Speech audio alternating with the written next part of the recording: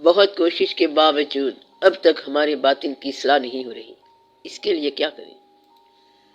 آپ نے اسلام کا فارمولہ ماں سے، باپ سے، استاد سے سیکھ لیا کہ یہ کلمہ پڑھو، اور آپ نے کلمہ پڑھ لیا، مگر یہ انہوں نے بتایا نہیں ہے کہ اس کا عمل کیا ہے۔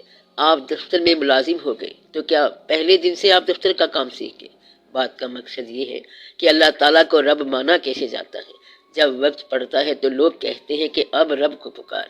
مقصد یہ ہے کہ اگر آپ سے کہا جائے کہ یہ پرائے پیسے ہیں، آپ یہ نہ کھاؤ، تو اب یہ بات رب العالمین کی ہے، حکم ہے۔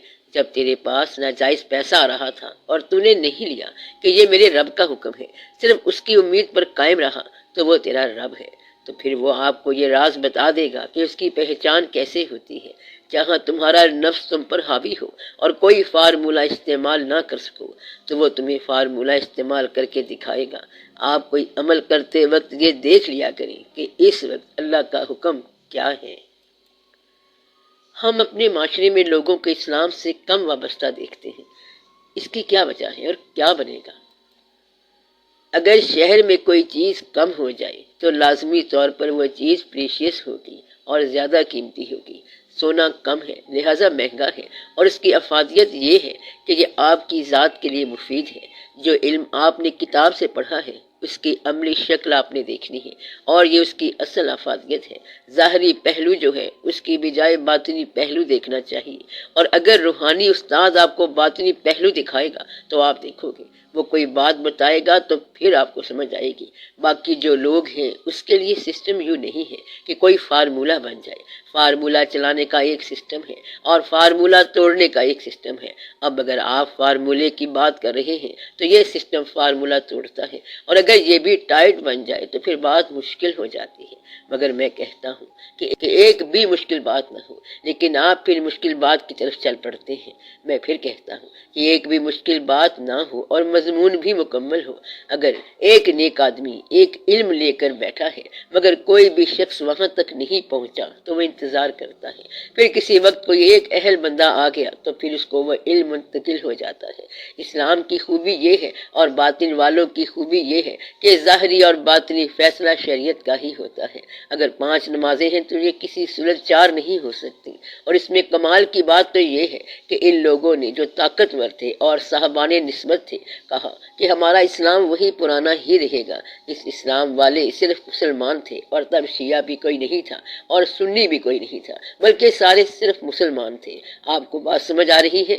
تو وہ مسلمان، اور وہ اسلام کب کا تھا؟ حضور پاک صلی اللہ علیہ وآلہ وسلم کے زمانے کا، اور وہ اسلام جو ہے وہ اب بھی وہی رہے گا۔ نماز وہی رہے گی، مسجد کی شکل تقریباً آلموسٹ وہی رہے گی، قرآن پاک وہی رہے گا، وہ رہتا ہی وہی ہے، آلموسٹ تقریباً سب کچھ وہی رہے گا۔ اب قریب کے لوگ آپس میں بیٹھ کر ایک دوسرے کو راز کی بات سمجھاتے ہیں۔ یہ سب اختلاف اس لیے ہے کہ اجتماعی شکل بند ہے۔ جب اجتماع بنے گا تو اسلام بنے گا، اور کون سا اسلام بنے گا؟ وہ جو 1400 سال پہلے کا اسلام ہے۔ پھر لوگوں کو اصل وابستگی مل جائے گی۔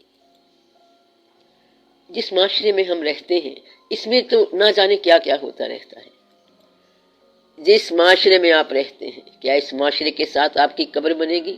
کیا وہ لوگ زندہ رہیں گے اور آپ مر جاؤ گے؟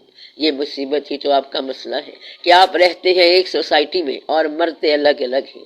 آپ لوگ کہتے ہیں کہ یا تو معاشرے کو سدھارو یا پھر سب کو لٹکا دو تاکہ مسئلہ حل ہو جائے۔ کوئی کہتا ہے کہ میں فلاں معاشرے میں وہاں جا کے کاروبار کرتا تو ان لوگوں کا انعام دیتا۔ تو سوسائٹی جو ہے یہ مجموعی عمل کرتی ہے، اور اسلام معاشرے کے اندر رہ کر اللہ تعالیٰ کا نام لیتا ہے، الگ الگ خواص کا نام لیتا ہے۔ کمال تو یہ ہے یہ آپ کا دور نہیں ہے، تو اس لیے آپ کیا کر سکتے ہیں؟ لہٰذا آپ سماج کو مانتے اور اسلام کو مانتے ہیں، کیونکہ آپ تو مجبور ہیں، اور آپ کہتے ہیں کہ معاشرے نے آپ کو گنہگار کیا ہے کیونکہ سارے لوگ مال کھا رہے تھے اور آپ بھی کھا گئے، آپ بھی پھانسی لگ گئے۔ میری بات آپ کو سمجھ نہیں آ رہی ہے؟ اور وہ یہ ہے کہ فردن فردن سب کی جواب دہی ہوگی، قبر میں سب علیحدہ جواب دہ ہوں گے، ہر فرد اپنے عمل کا جواب دہ ہوگا۔ اس لیے اپنے عمل کی اصلاح ہونی چاہیے اور اس کے لیے دعا ہونی چاہیے۔ اللہ تعالیٰ کرم فرمائے اور مہربانی فرمائے۔